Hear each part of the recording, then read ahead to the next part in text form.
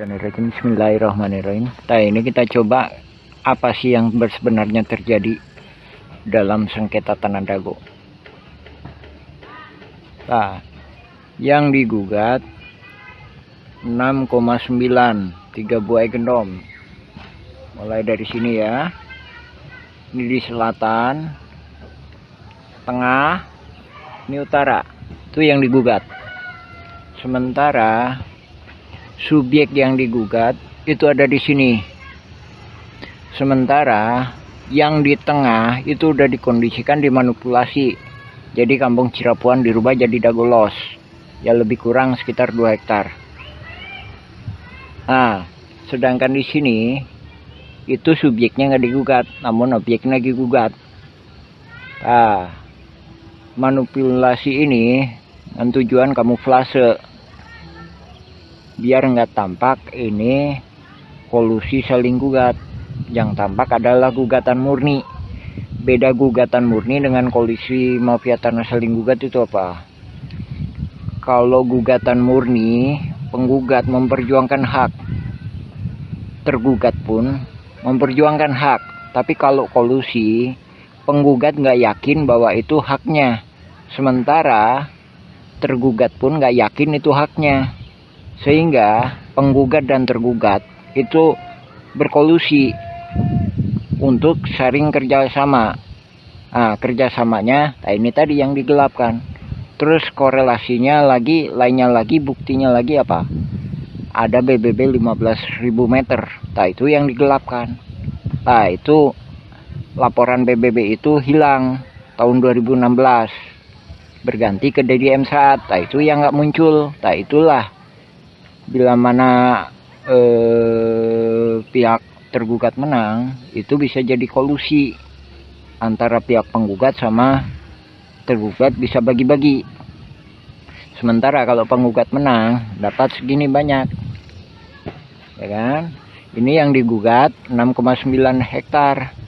Sementara tergugat itu mempertahankan juga sama dengan hak gendom Buraminten 6,9 hektar terdiri dari 4 buah. Sementara gugatan Muller itu cuma 6,3 terdiri dari 3 gendom verponding. Bismillahirrahmanirrahim. A'udzubillahiminasyaitonirrajim. Untuk mengungkap adanya aksi penyerangan atau bentrok polisi dengan warga Dagolos, kita harus lebih dulu menyimak apa yang sebenarnya terjadi. Fakta apa yang terjadi dan apa yang melatar belakanginya. Ada yang seolah-olah menggambarkan ini abuse of power. Nah, kita harus juga menyimak apa yang tampak dan apa yang tidak tampak. Tampak di masyarakat atau di warga atau di yang ada di kita ketahui secara nyata adanya gugatan Muller. Namun perlu juga jadi perhatian bahwa ada yang tidak tampak, yaitu kolusi mafia tanah saling gugat. Nah, ini bertolak belakang ya. Yang tampak itu gugatan Muller.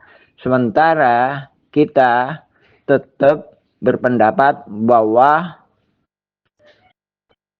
gugatan Muller itu nggak ada. Yang ada itu kolusi mafia tanah saling gugat. Nah, mengenai abuse of power ini, kita juga harus banyak mengurai, memeriksa, menyelidiki apa yang tampak dan yang tidak tampak. mengenai pemanfaatan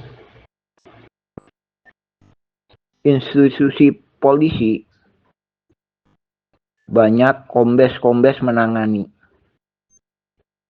Kapoltabes pangkatnya kombes. Humas Polda pangkatnya kombes. Diskrimsus pangkatnya juga sama kombes. Adapun sementara yang nggak tampak, alhamdulillah keluarga kami pun ada yang kombes. Bisa dikonfirmasi ke Polda Jabar bahwa tahun-tahun itu ada kombes yang dilahirkan dan berasal dari kota yang sama dengan kami. Nah, sekali lagi, kita juga harus mengurai lagi masalahnya apa ini. Latar belakangnya apa. Yang tampak ada SHM 80 meter. Sementara yang tidak tampak itu ada ahli waris dari Tommy Rokaya dengan M. Wikarta. Dengan kata lain, yang nggak tampak ini sedikit banyaknya menjelaskan bahwa sebenarnya yang tampak 80 SHM 80 meter itu tadi bisa jadi tidak sah. Kita mengurai lagi ke lahan berikutnya. Adanya yang tampak SHM Ismail Tanjung seluas 868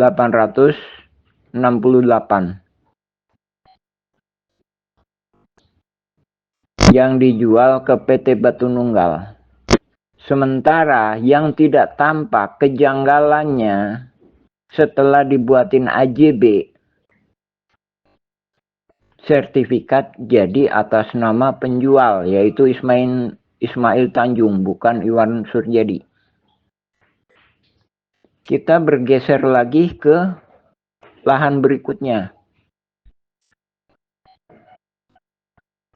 Yang tampak adanya SHM 270 meter. Penjualnya Didi Koswara, pembelinya Iwan Surjadi. Kejanggalannya, setelah dibuatin AJB oleh Meli Nathaniel, terbit SHM setelahnya atas nama penjual, bukan pembeli, yaitu Iwan Surjadi PT Batu Nunggal. Nah, dari sini yang tidak tampak menjelaskan, itu tadi AJB M. Wikarta dengan Tommy Rokaya dengan M. Wikarta itu bisa menjatuhkan SHM 80 meter atas nama Didi Koswara. Setelahnya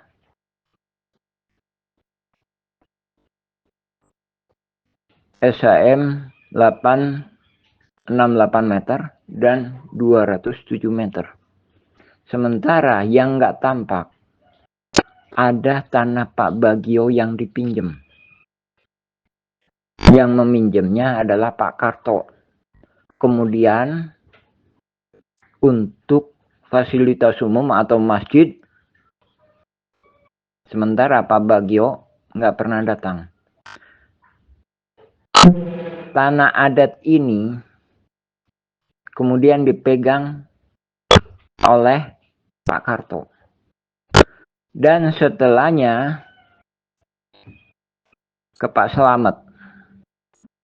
Dan setelahnya sekitar Januari tahun 2010 dipegang oleh Muhammad Basuki Yaman, Koordinator Pertanahan Kampung Cirapuan. Di sini kami menjelaskan yang tampak itu korelasinya apa dengan sengketa tanah dagu ini tadi. Pertama, Didi Koswara diberi peranan seolah-olah tuan tanah masyarakat adat. Nah, ini yang tampak di sidang.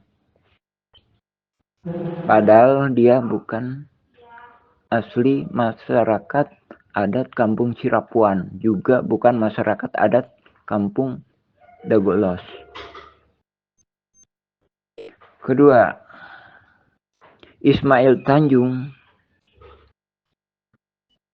adalah ketua RW Dagolos ketika itu. Diduga kuat dia diberi suap oleh Iwan Surjadi untuk merubah Kampung Cirapuan menjadi Dagolos. Korelasi selanjutnya akan dibuatkan PBB 15.000 meter atas nama Didi Koswara. Korelasi selanjutnya ini menjadi kamuflase gugatan Muller itu biar seolah-olah nyata, biar seolah-olah masuk logika, padahal nggak masuk logika. Bahwa yang digugat, subjek yang digugat itu ada di selatan. Namun, objek yang digugat itu selatan hingga ke utara, yaitu Kampung Cirapuhan. Adapun perwakilan dari Kampung Cirapuhan atas nama Didi Koswara, itu hak pertanahannya dipertanyakan. Pertama, bukan ahli waris. Kedua, nggak ada kesepakatan. Sebagaimana di sidang disebutkan kesepakatan dengan Yayasan EMA tahun 67, tahun 68. Ini tertolak dengan laporan Pemkot dengan adanya Yayasan EMA atau Nyonya Nini Karin. Silakan cek online. Itu tahun 1973 dan isinya pun bertolak belakang. Kembali lagi mengulas itu tadi. Adanya serangan atau bentrok polisi. Kita harus juga mengurai itu tadi. Apakah ini dipicu dengan suatu kekuatan-kekuatan tertentu yang tidak tampak?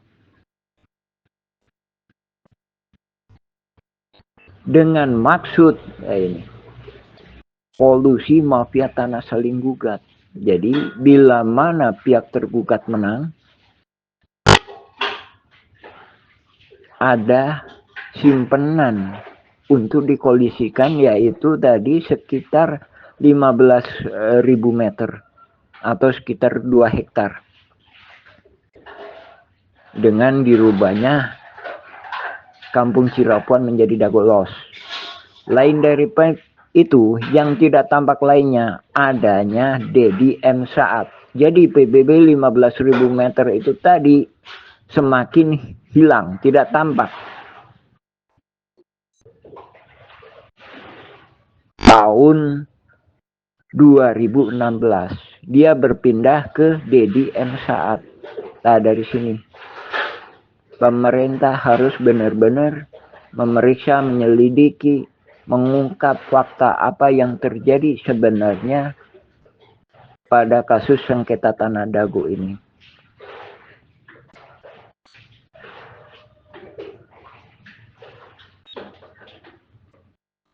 Bila kita balik lagi ke sejarah, banyak fakta di lapangan bahwa masyarakat adat Kampung Cirapuhan itu diintervensi, diintimidasi, dihalang-halangi haknya untuk memperjuangkan hak pertanahannya. Padahal dia leluhurnya itu sekitar 150 tahun itu udah menduduki wilayah ini. Pertanyaannya, apakah warga masyarakat adat ini menuntut tanah ini keseluruhan? Tidak. Tidak.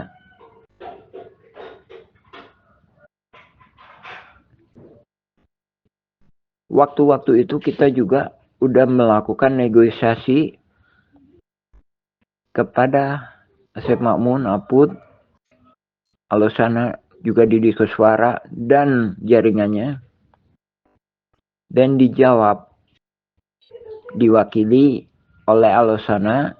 Jawabannya aja, berani berapa? Kami jawab kembali, ambillah hak kalian, sementara itu yang bukan hak kalian lepaskan. Masjid Al-Hikmah dan tanah yang di bawah, berikut juga tanah 6,9 hektar atau tanah 0,3 hektar.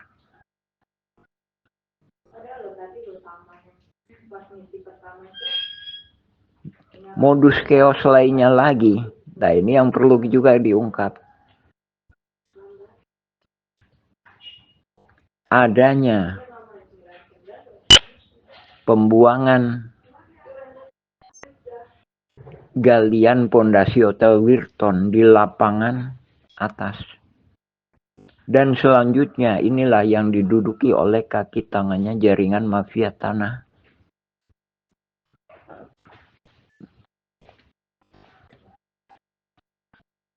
Lain daripada itu, yang belum tampak, siapa masyarakat adat Dagulos? Masyarakat adat Dagulos yang diketahui ikut serta itu pun setelah Indonesia merdeka adalah keluarga Jana. Leluhurnya keluarga Jana atau leluhurnya Abed, nah, tergugat nomor 274. Jadi ada kalanya pemeriksaan yang mendetail mengungkap fakta-fakta yang terjadi di sengketa tanah Dago ini sangat penting. Karena ini menyangkut hak kami, Muhammad Basuki Yaman, bersama warga-warga, baik itu masyarakat adat Kampung Cirapuan dan masyarakat adat Dagolos,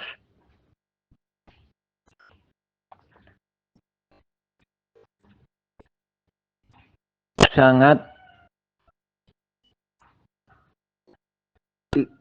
mendukung adanya penyelesaian yang bijaksana. Namun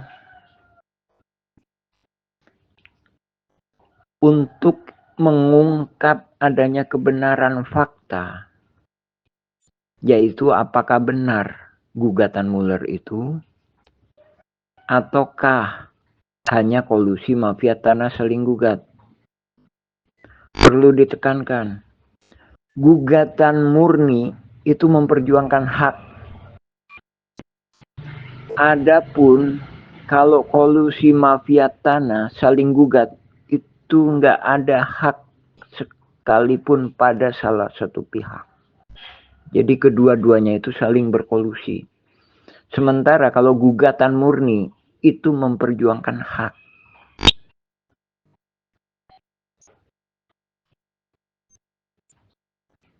Alhamdulillah